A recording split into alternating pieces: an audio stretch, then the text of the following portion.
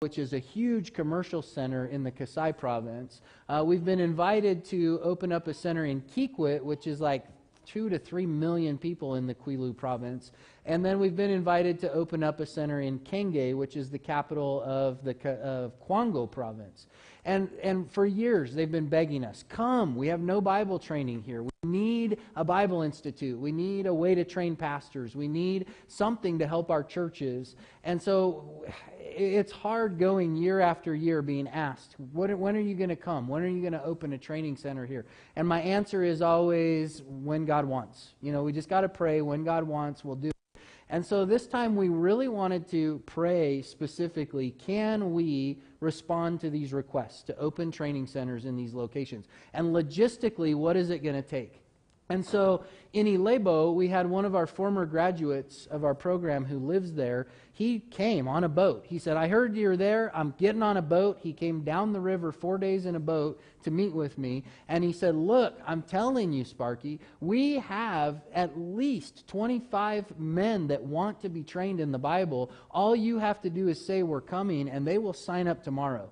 And I said, really? Are you just telling me that? Because Congolese are really good at hyping stuff up. And so when you actually get there, you know, that 25 might turn into like 2, you know. So I was like, I'm not calling you a liar, Papa Benjamin, but really, do you really have them? And he said, I'm telling you I have them. I said, okay. We met with our Logos team. I said, guys, Benjamin thinks we've got a group there. What do you think? And they said, if there would be 10 people that will sign up right now, we will send Poppy up there. And Benjamin's one of our graduates. He's also a very good teacher, a very good ability to communicate the Word of God. And so the two of them would launch the first 2 courses and see how it goes. So Benjamin got on the boat. It takes him to go back up the river. It takes him about 7 days to get back up the river. He sent me a message about 2 days ago and said, we already have 10 signed up and 5 more that I think will be signed up tomorrow. So Poppy called me yesterday and said, I'm ready to go. We've already got 15 students signed up. I've got the materials, and so he's going to be going up in the next week or two, meet Benjamin at Ilebo, and we're going to reopen that extension, which we closed because we ended up with only 2 students there.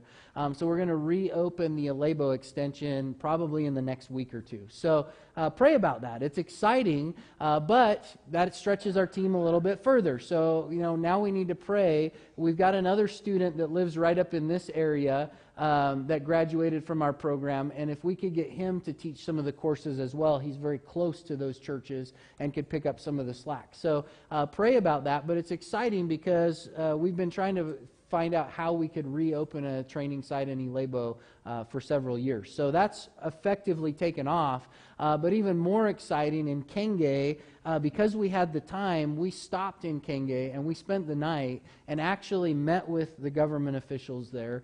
We met with some pastors of churches there.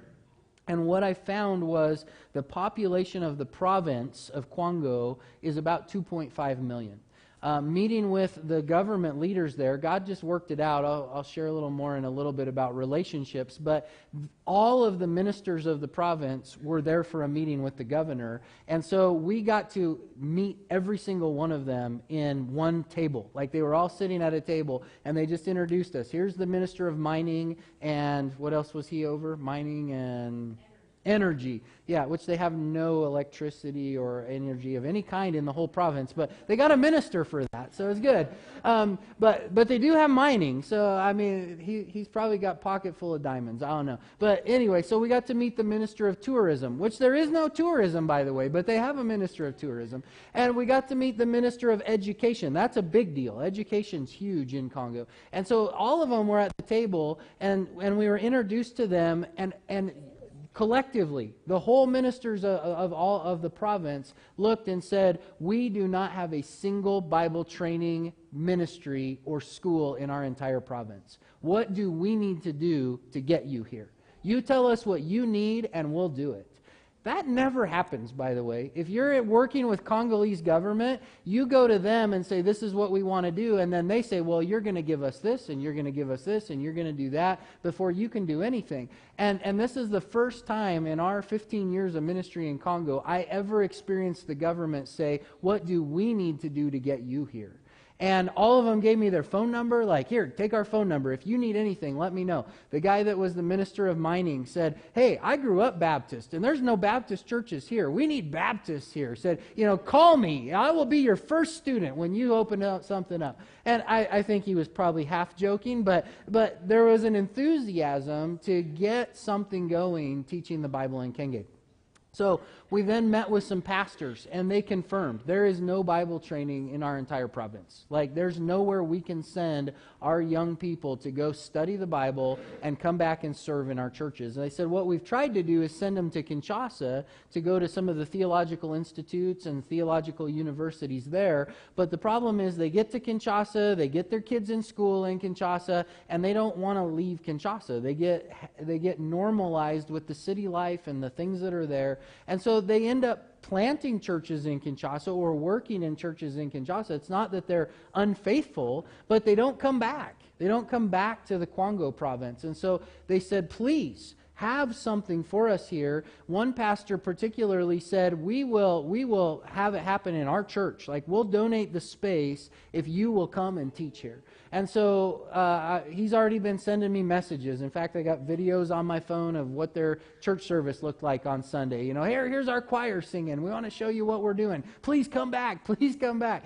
And so Kenge just kind of like, the door just blew open to launch a ministry teaching in Kenge. Now, there's difficulties with that. We don't have a single connection in Kenge for somebody who can train in our courses. And we can't take our team from Dubaya and stretch them even further and ask them to travel 500 miles is too much, 500 kilometers to Kenge so that they can, which is about 220 miles. We can't ask them to travel that far to go teach a class. So how do we start a new program in Kenge?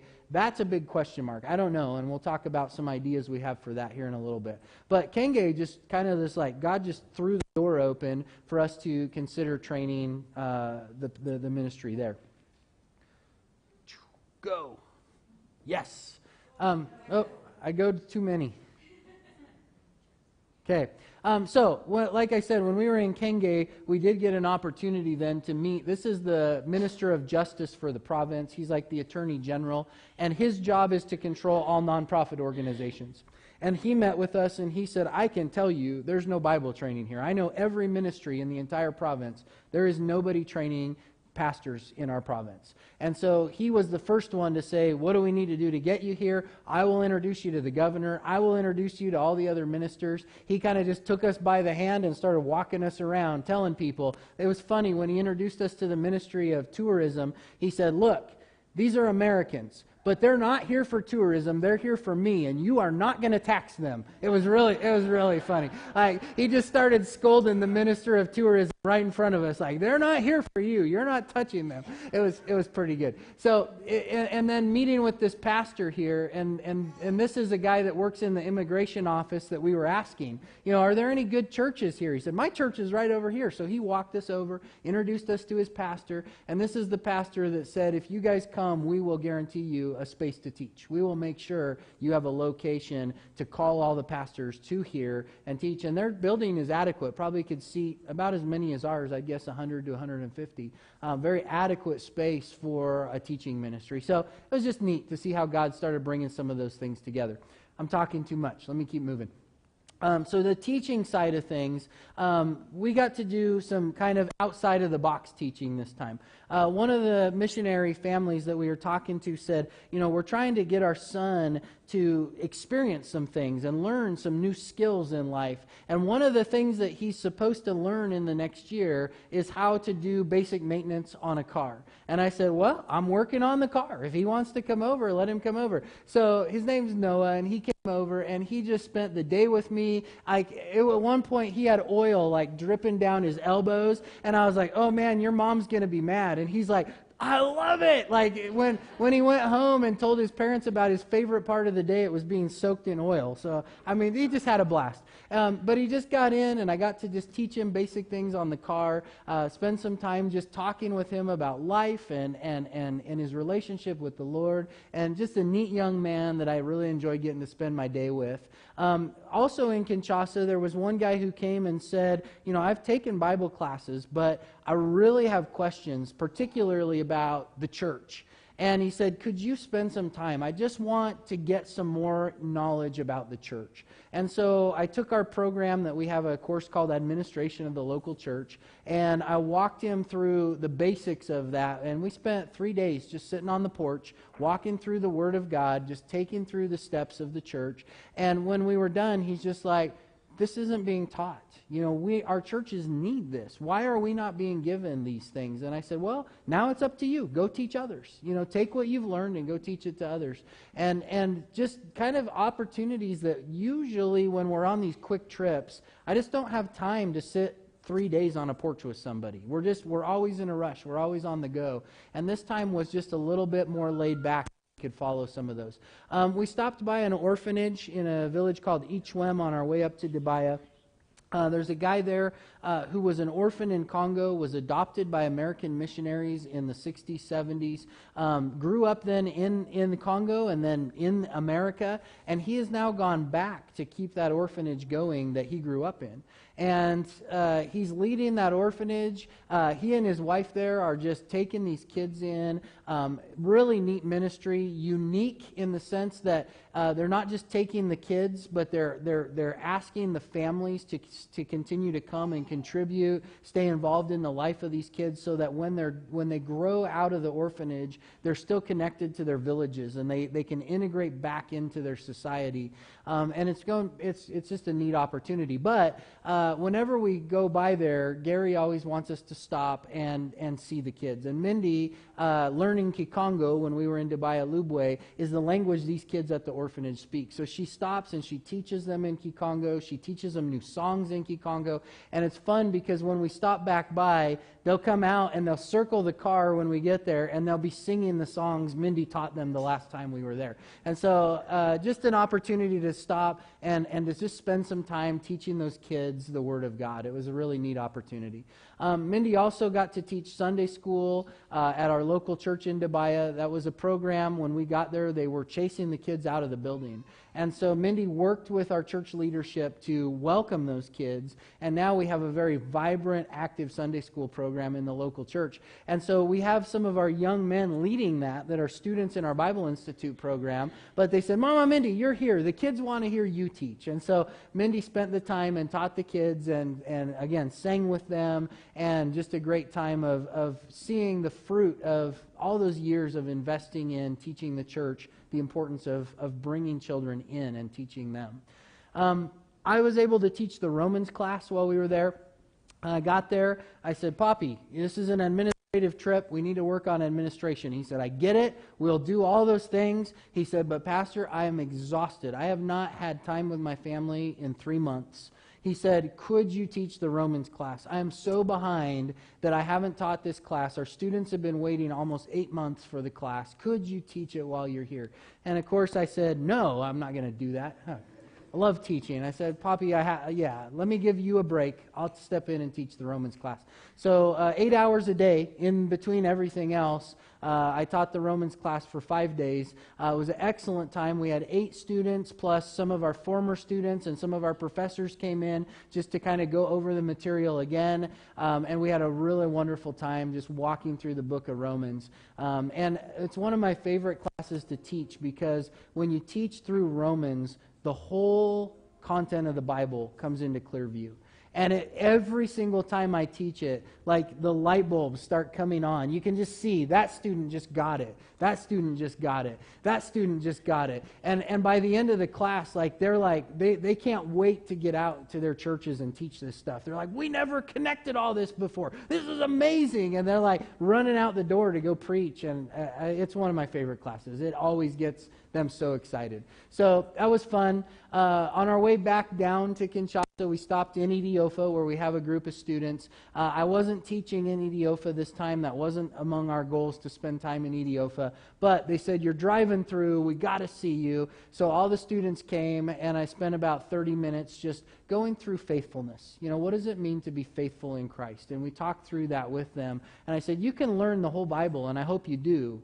But if you don't put it into practice in your life and you don't faithfully walk with the Lord, all that knowledge is meaningless. And so I just had a chance to encourage them, talk with them, and to see kind of a new generation of students. This is a whole new group that I'd never met before in Ethiopia, and getting to see the cycle now just starting. We graduated out a cycle. We have a whole new cycle coming in, and it was just fun to kind of see the new life and the new energy of the ministry in Ethiopia. Talked about Elebo already, so that is on the way. We're on our way to training. The group's heading out this next week to go teach there. And then our third goal was to develop relationships. Congo is a relationship culture. You can have all of the justification you want for your legal documents, for whatever thing you're trying to accomplish. You can be totally in the right. But if you don't have a relationship with the people, you're not going to get anywhere. And so you've got to develop relationships. And so we spent a lot of time with churches. Visited 3 churches in Kinshasa this time. Usually we don't have the time to even visit one church in Kinshasa. But this time we were able to get around, visit 3 churches, and just kind of develop those relationships, keep our ministry perspective fresh in their eyes, that the Bible teaching does have value, that the local church does matter, and that you as pastors, you need encouragement too. You need people investing into you. And so it was just a really great time as we got to get out, visit churches. Meeting with government officials. Again, this is in the Minister of Justice office. This guy's name's Eric. He works specifically for nonprofit religious organizations to help them get their documents and things pushed up to the minister. And so we stopped and we got to just visit in the offices, talk with people. We weren't rushed. We weren't in a hurry. So, we stopped and we talked to Eric, who's the guy that's working on our file, moving it forward. But this guy over here, he's the head of the whole division for all nonprofit organizations in Congo. And so, I just go over, I'm like, hey, what are you doing today? And just, how's your family? And talking with him and explaining to him about Dubaya and what we do there. And then pretty soon, there's somebody over here that's like, hey, you didn't say hi to me. So you got to sit at his desk and talk to him for a little while. And we were not rushed. And so we were able to just follow those relationships and build those connections. And, I walked out of that office with a stack of business cards like that. Will I ever call those guys back? Probably not. But the thing is, then, when we're working with these guys, we're known. And they know us, and we know them. And so things just flow when you have relationships in Congo. And so you just sometimes have to take the time. You just have to take the time. And this was a trip that we were able to do that. In Kenge, as I mentioned, we stopped and spent the night. All these government officials are just welcoming us. They're like, oh, we got a hotel. You need to stay in this hotel over here. Okay, we never stayed in a hotel in Africa in our entire lives. That was our first time ever sleeping in a hotel in Africa. And so, how many years we've been in Congo, we always just stay with friends. We might rent a guest house or something like that. But to stay in a full-blown hotel, we'd never done it. But they were so excited we were there, and they wanted us to stay in the hotel. And so in the morning we got up, we were about ready to leave and go start talking to people in town. They're like, you didn't get your continental breakfast. Like, oh, okay, I didn't know the hotels in Africa came with a continental breakfast. So they're like, okay, we're going to set up the table for you. And the guy said, but I'm a little embarrassed. Do you have any bread? I said, yeah, we've got some bread in our lunchbox. He said, you'll need to bring your own bread. Okay, so... but they had Nutella there to put on our bread, and they had cups of tea for us with some sugar and milk, and so we're sitting down to eat our breakfast, and then they're just sitting there watching us. It's like, okay, I guess, we might as well talk to them. So, we're sitting there, we're talking to the guys that run the hotel, and they're like, oh, you need to go talk to this guy. Oh, you need to meet this pastor. And all of a sudden, like, the relationships are just networking all through the thing because we stopped and ate our own bread at a continental breakfast. So, it takes time. It just takes time for these relationships to kind of take off and to network in the Congo. So we were able to do that. We got to spend time with the MKs in Kinshasa, and we always try to visit some of our missionary family friends when we're in Kinshasa, but we're always there so short. It's like 2 days, we're out. 2 days, we're out. We're always rushing through, and we don't get a time to just spend actual time with the other missionaries there. And this trip, we did have the time. So we just felt like, you know what? one thing we can do this trip is we can just invite all the kids over. And we just sent out a message to the missionaries that we knew, said, hey, if you guys want to bring your kids over for the night, drop them off. We're going to watch a movie. We're going to play games. We're going to eat popcorn. And you guys just take a few hours and just have some time. And so we had the kids. We didn't know how many we were going to get. What did we end up with?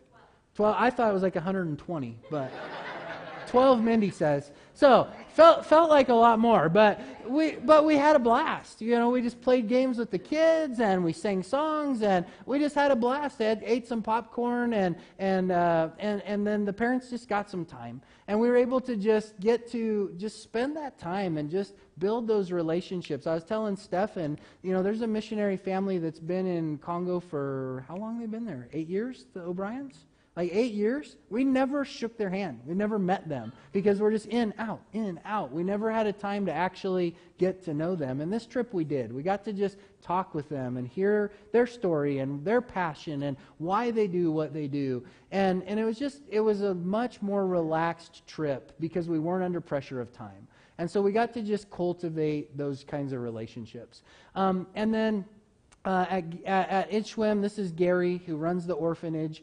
Gary, he gets lonely. He's married, but there's nobody else that speaks English in the whole region. Sorry, this is Gary. This is his wife, Martine. And so, we got to just sit and just talk with Gary. Like, we spent the night at Ishwem. They put on a huge dinner for us. Like, I think they could have fed an army with this big spread they put out. And then Gary's just like, hey, you go to bed whenever you want. But, what's going on with American politics? You can go to bed if you want. But how are the Grings doing? You can go to bed if you want. But, and Gary he's lonely out there. And so just getting to spend time and just talking with Gary and connecting with him again was just really, really good. We had a great time of fellowshipping, hearing about their struggles and the loneliness and the isolation and trying to run an orphanage in a country that just has so many layers of corruption and manipulation and just getting to hear his heart and pray with him and encourage him. It was just a great time. So, as we're looking ahead, these are some of the things that we want to focus on in our next trips out. And then I want to have Stefan come up and share a little bit about their ministry and how things are going in Kinshasa with MAF and their team.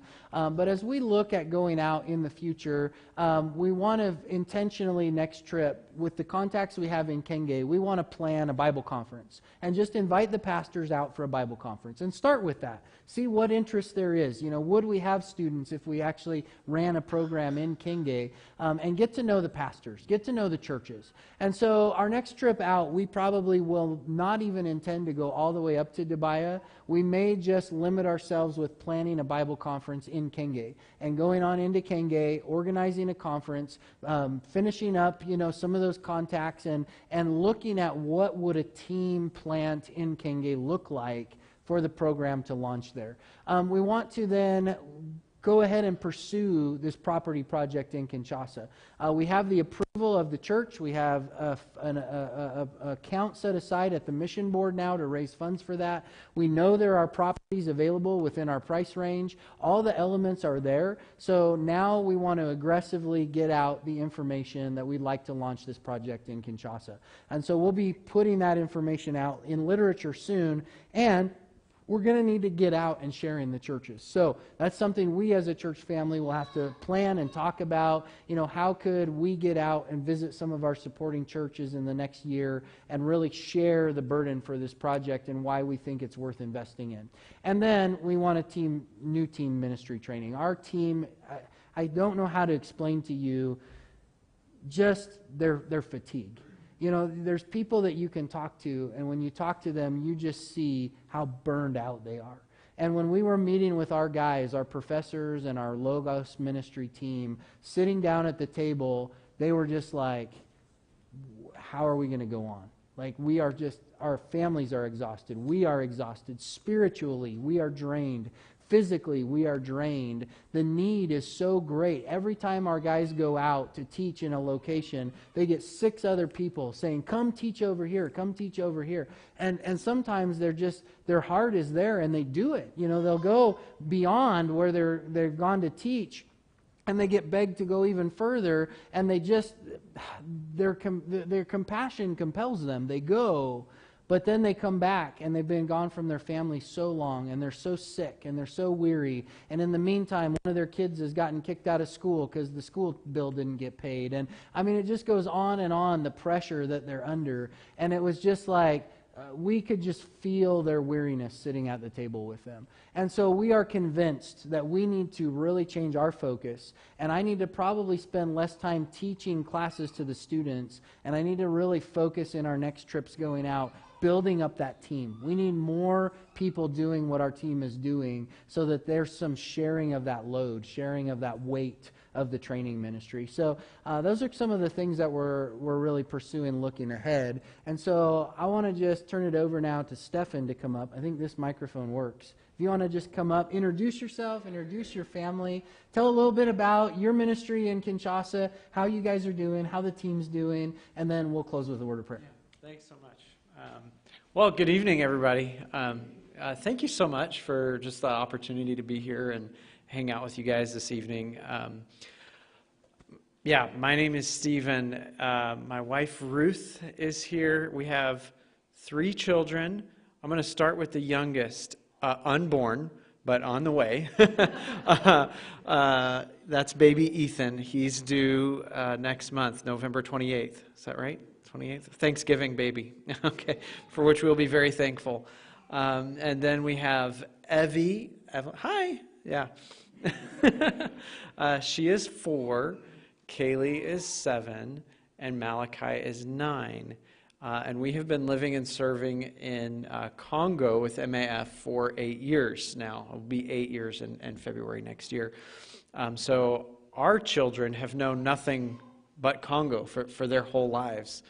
And in the same sense, we have not known Congo without Sparky and Mendy since we've been there. You guys have always been a part of that, coming and going as you do.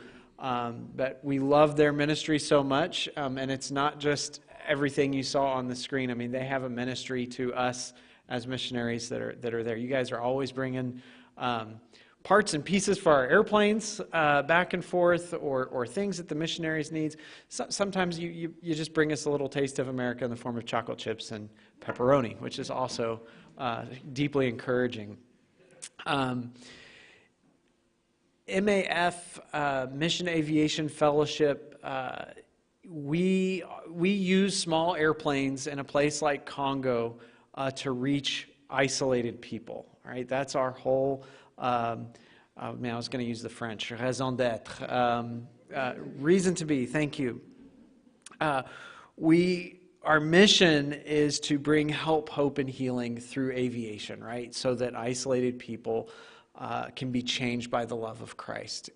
And what Sparky was talking about this evening, the deep need for biblical training and the desire that exists for it, it just resonates so much with me, because you look at a country like Congo that is the size of, what often people will say, it's the size of the United States east of the Mississippi. I mean, it is absolutely huge, right? 100 plus million people in the entire country. And if you put every single road together that exists in the country, you might have one road that could stretch from one end to the other. That's it. And then the rest of the infrastructure, if you will, exists in the form of the natural rivers that are there.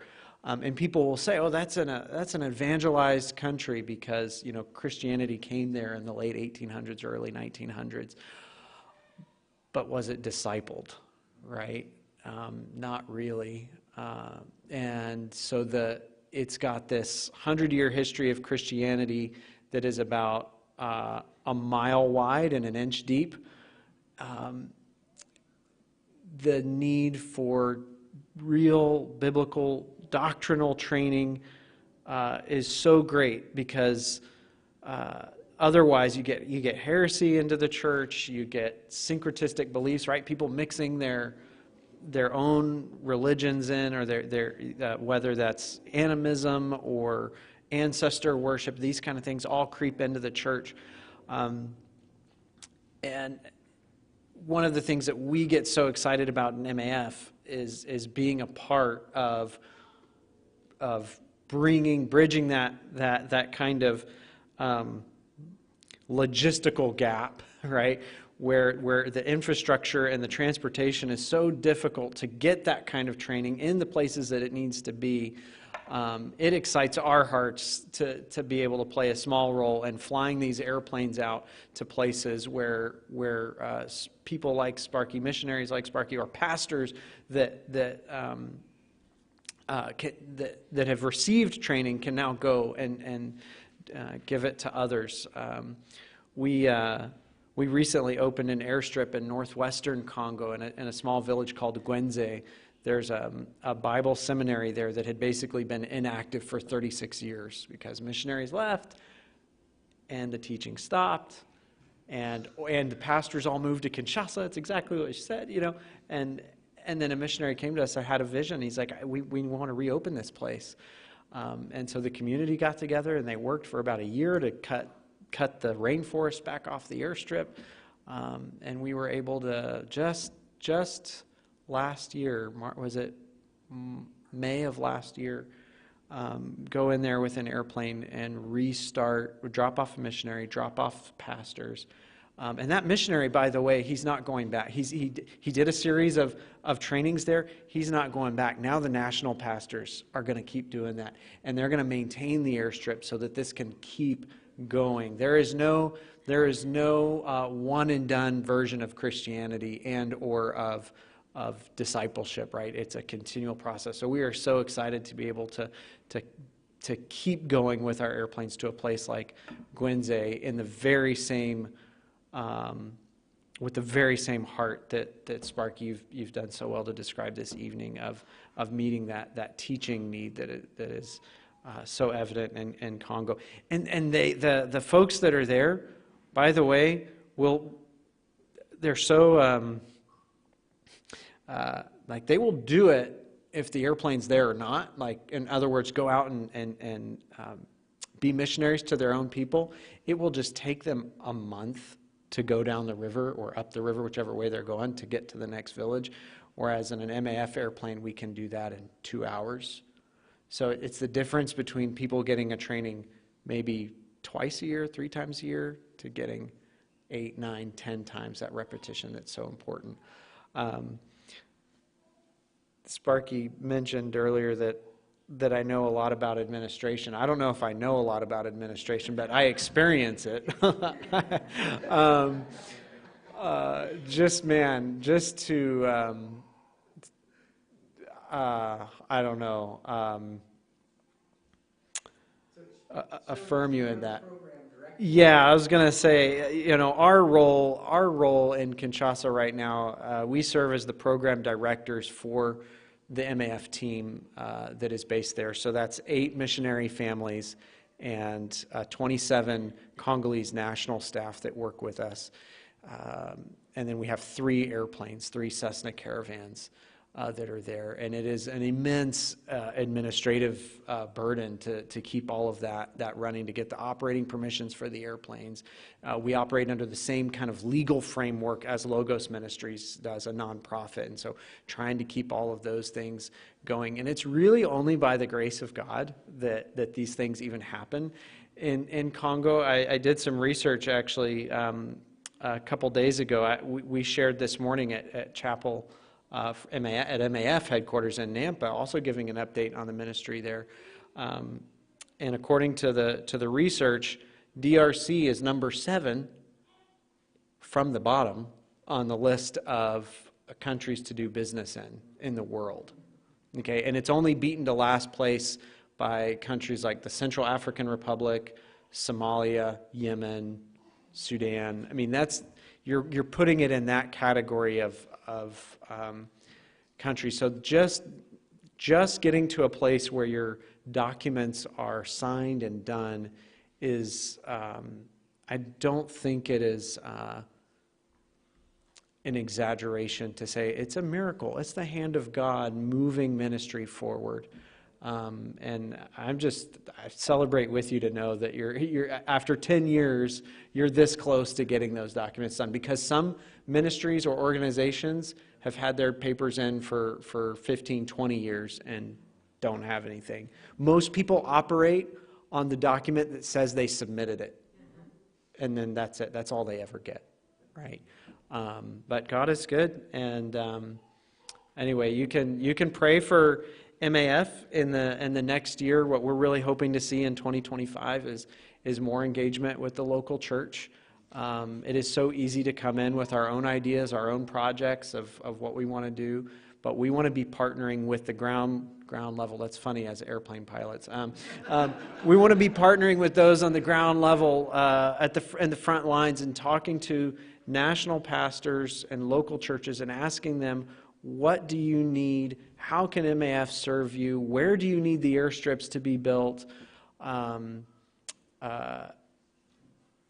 That's our hope and dream, is that we can start serving in that way, because a lot of folks don't know how to benefit from an airplane that's at their disposition, right? Our airplanes are there to serve the church, and sometimes for a Congolese person that's grown up in a village, they may not even have a concept of how to use that or how it can be a tool to further the gospel. So you can pray that the Lord would open doors for us in that way, so that the tools he's given us in the airplane can further the gospel. That's what we're most excited about, I think, for next year. Would you have anything to add, Ruth? I'm also a pilot, yeah.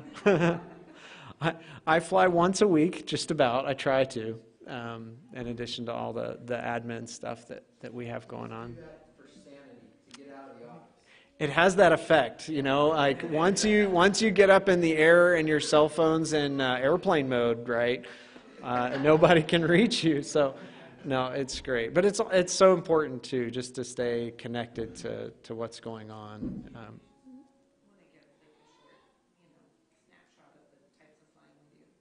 Yeah, I mean, I talked a lot about the pastoral ministries that we are involved in, right? Like the seminary in Gwenze. That's one type of flying we do, where we're working with national pastor training. We also do a lot of medical flying, where we're supporting hospitals. There's several mission hospitals in our kind of corner of Congo, the western side of Congo. We'll support those by moving doctors and medicine and patients back and forth. We also do medevacs, where we're pulling people from the interior of the country. If people are deeply ill or have had an accident, a moto accident or something like that, we can bring them to the capital city for care, or into one of the remote clinics. And then we also do flying to support some of the national parks in the area, so research. And we see that as stewarding God's creation, where we're helping take care of the world that God has given us. So we get to be a part of that. Congo's a beautiful country, and I wish the world knew more about it and could see more of it. But it is often overlooked. Yeah. All right. Well, Stefan's up Yeah. here. Any questions?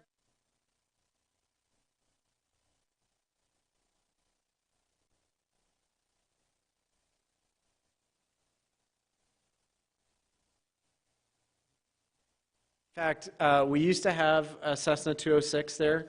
We actually had a 206, a 182, and a 210, so all avgas piston engine airplanes. But we could no longer get avgas in the country. We were shipping it in from South Korea or Poland or South Africa, wherever we could get it from. And it was becoming so complicated. Just to import avgas, we had to pay 100% tax on it, right? So the price doubled just to get it in the country. Plus transport on top of that. Yeah, and all the logistical nightmares of getting it from the port, which is several hundred miles away at the coast, to the capital city. So we did away with our piston engine airplanes, and we're now on all what we call turboprop airplanes, but they're jet engines that are turning the propeller up front. And that runs off jet fuel. Yeah. Did MAF have to modify the caravans, switching from like a piston to No, they're stock turbine engines, right? Yeah, built that way. Yeah. Other questions? We answered everything. Yes. So good. Perfect presentation. Yeah, Kelly's got one. Yeah. There was an airstrip built out in Dubai. There was. The airstrip was built in Dubai Alubwe. The legal paperwork never got done. And so it got locked up in the Federal Transportation Office and it hit a wall. And basically they were insisting that either MAF or we missionaries that were involved in the building of it pay, was it 50 or 60,000 to push that document forward, or we turn it over to the government that it would be a government-run airstrip. So we opted to turn it over to the government to be a government-run airstrip, and the government locally then just shoved it in a file and forgot about it. So the airstrip has grown over now, and they're selling the edges of it for houses. So far, they've protected the actual airstrip itself, the land, but like he said, where they had to go in and reopen that one and cut it and deforest it, that's what ours has become. It's just now a big strip of forest. So. So did you guys have to go through a lot of red tape to open the new airstrip last year? No, not yet, anyway. I mean, the government doesn't even know it's there, probably, so. I mean, it's really in the middle of nowhere. But the church owns the property, and they were so gracious to just welcome us in with open arms and to do all that legwork. Yeah. Ours was unknown, and when we were able to use it, it was unknown. There was a government surveillance plane that flew over and saw it, and they like circled around it, and like all the village came running up like, what's that plane, what are they doing? And it was about a week later we got a person drove up from Kinshasa to inspect it, and that kind of shut it down. They officially closed it. Yeah. What's the terrain like in Congo as far as, is it hilly, is it flat? All of it. Yeah. It's all of it. Yeah, when we leave Kinshasa, we're on what we call bush. It's flat, it's brushy. Then we go into like rolling hills where it's just like kind of like our foothills outside of Boise, but a little bit bigger bushes, a little more green in the rainy season. And then you get into the forest, which is really mountainous, big, heavy red clay. As you go over to eastern Congo, I've never been there. Stefan's been over there. You're in the volcanic areas where you have big mountains and huge forests. And so it's all of it. All of those landscapes exist in Congo. I mean, there are snow-capped mountains in eastern Congo and glaciers. I mean, it doesn't really, I had never really associated that with Africa until I got over there and saw it. But down south, it's just like big flat plains for miles and miles. Yeah. So. Yeah. Yeah, that's surprising because Senegal was pretty much flat. Yeah. Senegal's flat. We lived in Senegal for 2 years as missionary kids. Yeah. When was that? That would have been in the early 2000s. Yeah. Phil and Jean were missionaries in Senegal. Oh, really? Okay, very good. We were at we graduated from Dakar Academy and Dakar. Yeah. So that name might mean something to you. Yeah. All right. Next time you go, you have to bring back snow cones. You're going to have to take that up with him. I don't go that far. I'm crazy, but, those guys that go up in the clouds, they're a whole new level of crazy. We get as far as we can through the mud, and where the river starts, that's kind of where we stop. So I haven't bought one of those hovercrafts yet. So. All right. Well, thank you all for being here. I'm going to ask Ben Sparks if you would close us in a word of prayer. If you have any other questions or comments, yeah. I got a call from Marshall today. Karen has an appointment tomorrow with the podiatrist she's been trying to get into for weeks. Look at getting her feet and ankles fixed so she can walk better. Good. So, Praise the Lord. So Karen's got an appointment tomorrow. Marshall, if you've got your prayer list, is going in for surgery on October 25th. So be praying for the Meyer. They got a lot going on.